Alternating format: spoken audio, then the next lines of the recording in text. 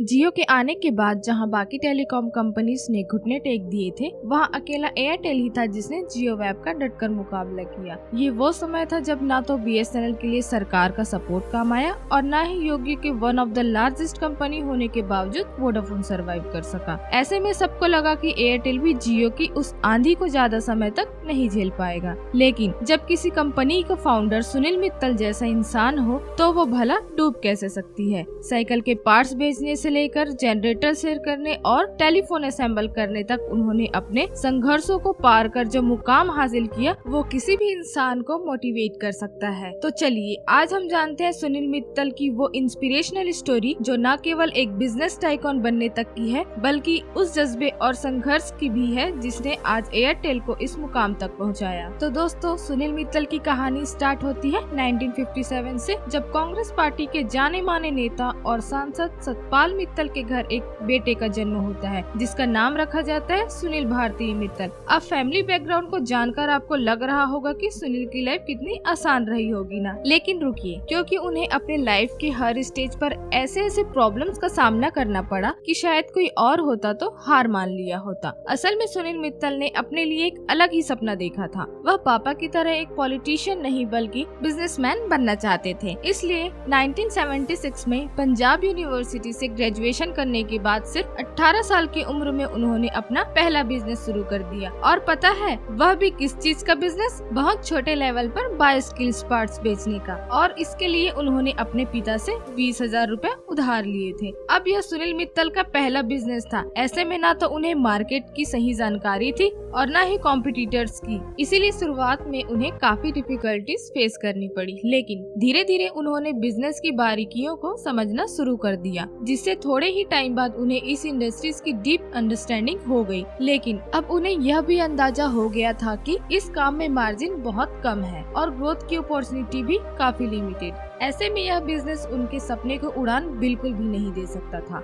इसलिए उन्होंने अपने इस बिजनेस को बंद करके कई अलग अलग बिजनेसेस में हाथ पैर मारे, लेकिन किसी में भी उन्हें कुछ खास सफलता नहीं मिल पाई। और फिर इतने सारे फेलियर के बाद अब सुनील मित्तल निराश होने लगे थे। लेकिन तभी 1980 में एक ऐसा मौका उनके हाथ लग गया जिससे वह फिर से सक्सेस की ओर बढ़ने लगे। असल में जापान की कंपनी सुजुकी के साथ में पार्टनरशिप कर ली और उनके जनरेटर को इंडिया में भी इंपोर्ट करके बेचने लगी। अब सुनील मित्तल की इस कंपनी का शुरुआती गोल था कि इन जनरेटर्स को स्ट्रीट साइड वेंडर्स जैसे कि समोसे, टिक्की और सब्जी वालों के ठेले पर लगाना। लेकिन बहुत जल्द सुनील मित्तल को यह समझ आ गया कि वह गलत जगह अप्रोच कर रहे हैं, क्योंकि इन जनरेटर की सबसे ज्यादा जरूरत उन छोटे ऑफिसेस और दुकानों को थी जिन्हें बार बार पावर कट की वजह से काफी प्रॉब्लम फेस करनी पड़ती थी। सुनील मित्तल के इस नई स्ट्रेटेजी के चलते पोर्टेबल जनरेटर की डिमांड खूब बढ़ी और लोग इन्हें दुकानों और छोटे ऑफिसेस के साथ साथ अपने घरों में भी लगाने लगे। इस बिजनेस से सुनील ने काफी प्रॉफिट कमाया, लेकिन सिर्फ 1983 तक, क्योंकि 1983 में इंडियन गवर्नमेंट ने पोर्टेबल जनरेटर्स के इंपोर्ट पर बैन लगा दिया था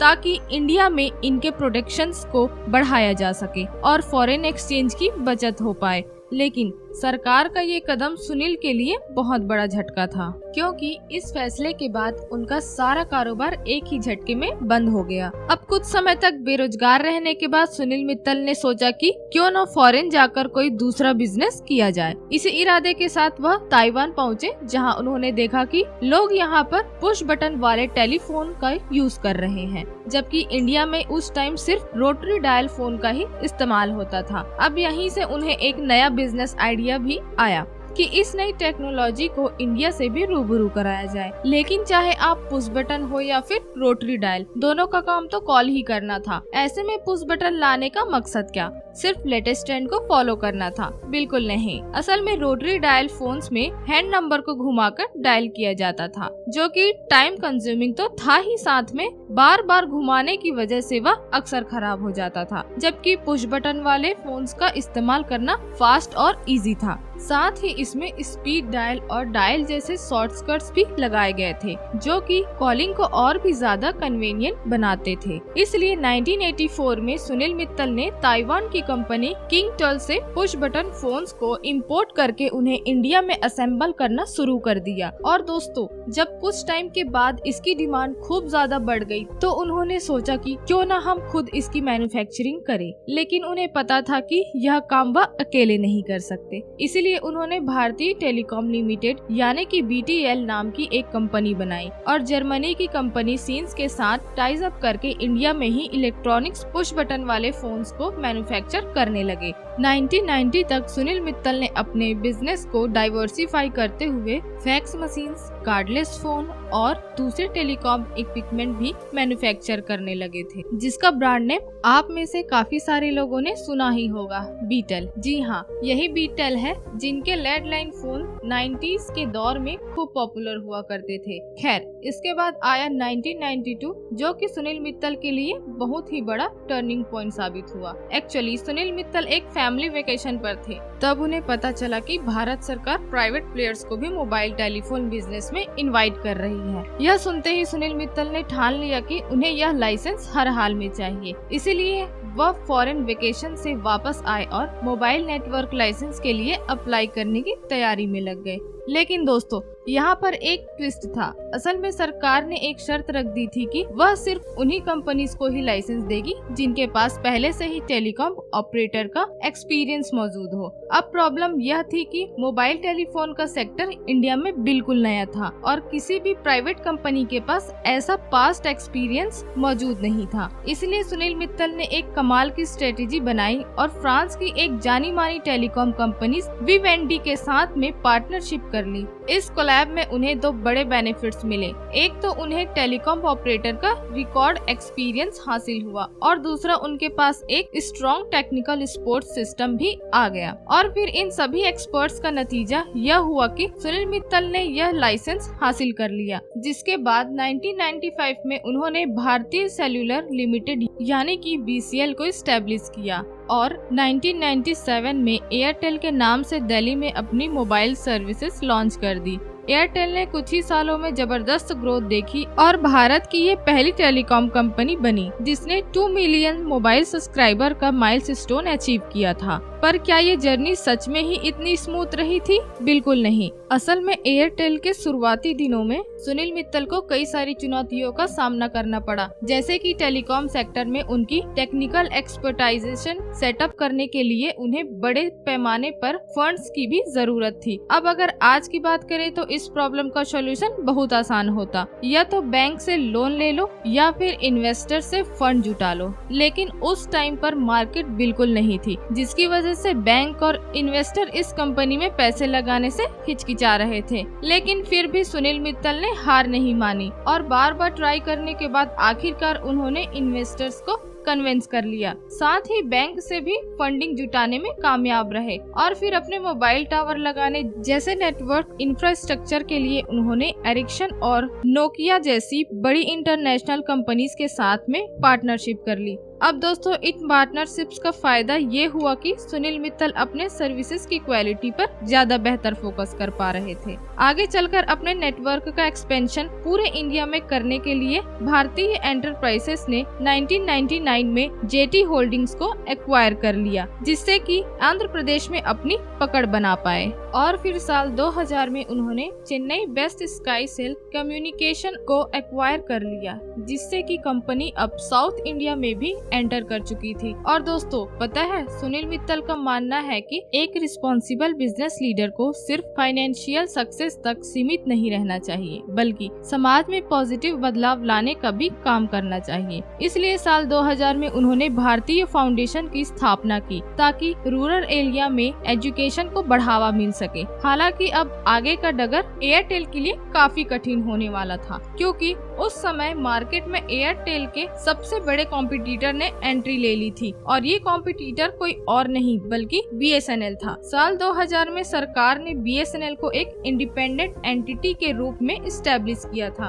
और ऐसे पूरे देश में मोबाइल और लैंडलाइन सर्विसेज देने की जिम्मेदारी सौंपी थी। अब BSNL को गवर्नमेंट का मजबूत सपोर्ट मिला था जिससे उसे फंडिंग और रिसोर्सेज काफी आसानी से मिल गई, जबकि दूसरे तरफ Airtel regulatory heartless finding challenges से लगातार जूझ रहा था। यही रीजन था कि BSNL बहुत जल्द ही देश की उन रिमोट एरियाज में भी सर्विसेज पहुंचाने लगा जहां चिट्ठियां भी बहुत मुश्किल से पहुंच पाती थी। इसके अलावा उस समय एयरटेल के प्लान्स काफी एक्सपेंसिव हुआ करते थे, जबकि BSNL ने एक लो कॉस्ट मॉडल को अपनाया था और इसमें अपने मोबाइल और इंटरनेट प्लान्स इतने अफोर्डेबल प्राइस पर लॉन्च किए थे कि हर कैटेगरी के यूजर्स इसे अफोर्ड कर सकते। यही वजह था कि चाहे बड़े शहर हो या दूर दराज के छोटे गांव, हर जगह के लोगों के लिए BSNL एक स्ट्रॉन्ग चॉइस बन चुका था। और दोस्तों, सरकारी कंपनी होने की वजह से लोगों का BSNL पर एक अलग ही लेवल का भरोसा था। और दोस्तों, इन्हीं सभी रीजन से एयरटेल का कस्टमर बेस अपनी तरफ करते हुए BSNL बहुत जल्द इंडिया का टॉप सर्विसेज प्रोवाइडर बनने की राह पर निकल पड़ा। लेकिन BSNL की ग्रोथ के साथ ही उसमें एक बहुत बड़ा फ्लॉ भी था और वो था नेटवर्क इंस्टेबिलिटी, क्योंकि BSNL की अफोर्डेबल प्लान्स और हायर रेंज की वजह से बहुत सारे लोग इनकी सर्विसेज को यूज करने लगे थे। इससे उसके नेटवर्क कैपेसिटी पर बहुत प्रेशर आ गया, मतलब के बीच में ही कॉल डिस्कनेक्ट, हर जगह नेटवर्क का न आना और बहुत ही स्लो इंटरनेट, इस तरह की दिक्कतें BSNL में बहुत आम हो गई थी। ऐसे में सुनील मित्तल ने बहुत जल्दी BSNL की इन कमियों का फायदा उठाना शुरू कर दिया, जैसे कि उन्होंने एयरटेल की नेटवर्क को टेक्नोलॉजिकली एडवांस बनाने के लिए लगातार इन्वेस्टमेंट किए और इंफ्रास्ट्रक्चर को लेटेस्ट टेक्नोलॉजी से अपग्रेड किया ताकि कस्टमर को सीमलेस कनेक्टिविटी मिल सके। इसके अलावा एयरटेल ने कस्टमर फर्स्ट अप्रोच के तहत एक सेंट्रल हेल्पलाइन नंबर और 24/7 सपोर्ट सिस्टम शुरू की, जो कि उस टाइम के लिए एक बड़ा गेम चेंजर साबित हुआ। लेकिन दोस्तों, इन स्ट्रेटेजीज पर काम करते हुए भी कभी भी सुनील मित्तल अपने एक्सपेंशन के ड्रीम को नहीं भूले थे, पर इस एक्सपेंशन के लिए उन्हें बहुत सारे पैसों की जरूरत थी। इसलिए साल 2002 में उन्होंने एक बहुत बड़ा कदम उठाते हुए भारतीय एंटरप्राइजेस को बॉम्बे स्टॉक एक्सचेंज और नेशनल स्टॉक एक्सचेंज पर लिस्ट कर दिया।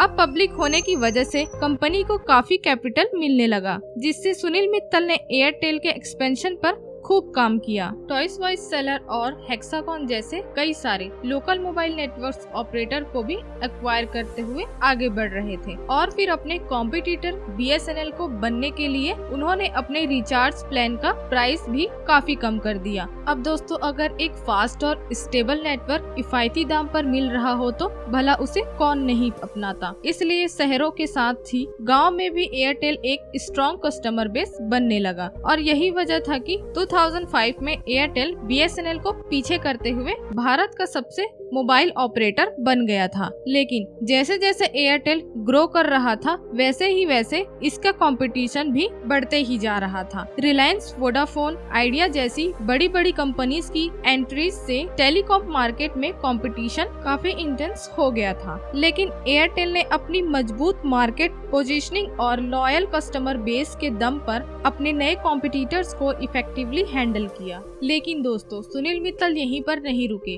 बल्कि इंडिया में मिली इस कामयाबी के बाद उन्होंने इंटरनेशनल मार्केट में भी एंटर करने का सोचा और फिर उन्होंने 2010 में अफ्रीका की टेलीकॉम कंपनी जेन टेक्नोलॉजी के ऑपरेशंस को $10.7 बिलियन में एक्वायर कर लिया। इस एक्विजिशन से एयरटेल को अफ्रीका के 15 देशों में अपने नेटवर्क एक्सप्रेशन करने का मौका मिला, जिससे एयरटेल एक ग्लोबल टेलीकॉम प्लेयर बन गया। अफ्रीका में एक्सपेंशन करना सुनील भारतीय का एक गोल्ड स्टेप था, क्योंकि वहाँ के मार्केट डायनेमिक्स और कस्टमर बिहेवियर भारत से काफी अलग थे। लेकिन नए मार्केट के चैलेंजेस को समझते हुए सुनील मित्तल ने वहाँ भी अफोर्डेबल प्लान्स लॉन्च किए ताकि लो इनकम वाले लोग भी मोबाइल सर्विसेज का यूज कर सके। इसके बाद आया साल 2012, जो कि एयरटेल के लिए बहुत ही सुनहरा दौर साबित हुआ। एक्चुअली इस समय टेलीकॉम सेक्टर्स में तेजी से बदलाव हो रहा था। इसी को देखते हुए ही सुनील मित्तल ने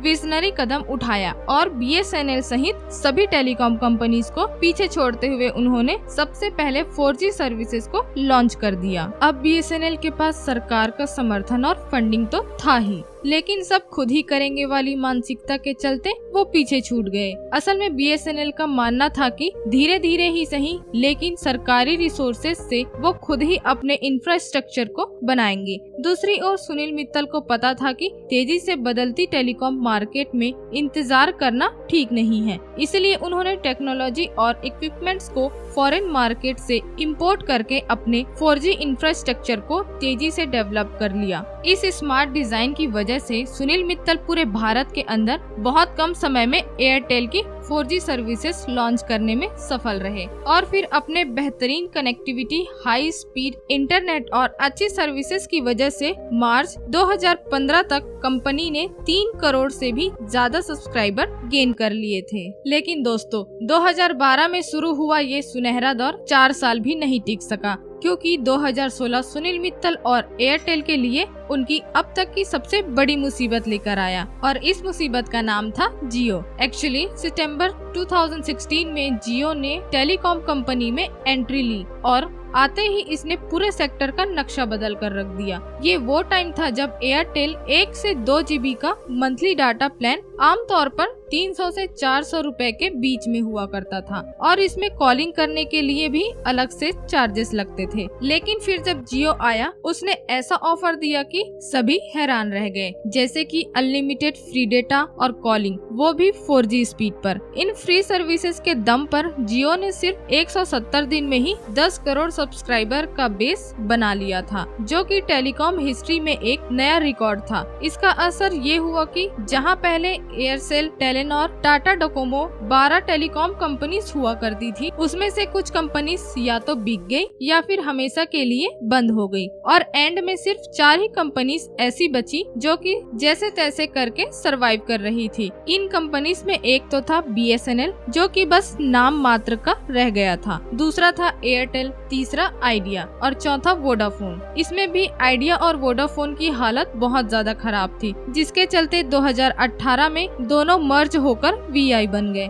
लेकिन इसके बाद भी VI इतना स्ट्रॉन्ग नहीं बन पाया कि जियो से मुकाबला कर पाए, यानी कि असली खेल जियो और एयरटेल के बीच में ही चल रहा था। अब दोस्तों हो सकता है कि जियो के लिए ये सिर्फ हार और जीत का खेल हो, लेकिन एयरटेल अपनी सर्वाइवल की लड़ाई लड़ रहा था, क्योंकि 2016-17 के 4th क्वार्टर में एयरटेल का नेट प्रॉफिट 71.7% तक ड्रॉप हो गया था और कंपनी कर्ज में डूबते जा रही थी। लेकिन दोस्तों बात सिर्फ डेट की नहीं थी, बल्कि एयरटेल अपना मार्केट शेयर भी खोता जा रहा था। और दोस्तों ऐसे हालात में भी सुनील मित्तल ने काफी समझदारी से काम लिया और उन्होंने वीडियोकॉन, टाटा और टेलीनॉर जैसी कंपनीज की 4G स्पेक्ट्रम को एक्वायर करना शुरू कर दिया, जो कि बंद होने के कगार पर थी। इस स्ट्रेटेजी की वजह से बहुत ही कम समय में इन्होंने पूरे इंडिया में अपनी 4G कवरेज को और भी ज्यादा बढ़ा लिया और लगातार नेटवर्क की क्वालिटी इम्प्रूव करने की दिशा में भी काम करते रहे। इसके बाद आया साल 2018, जब एयरटेल ने अपने 49 मिलियन से भी ज्यादा सब्सक्राइबर को खुद ही रिमूव करके सबको हैरानी में डाल दिया था। असल में इनएक्टिव सब्सक्राइबर थे,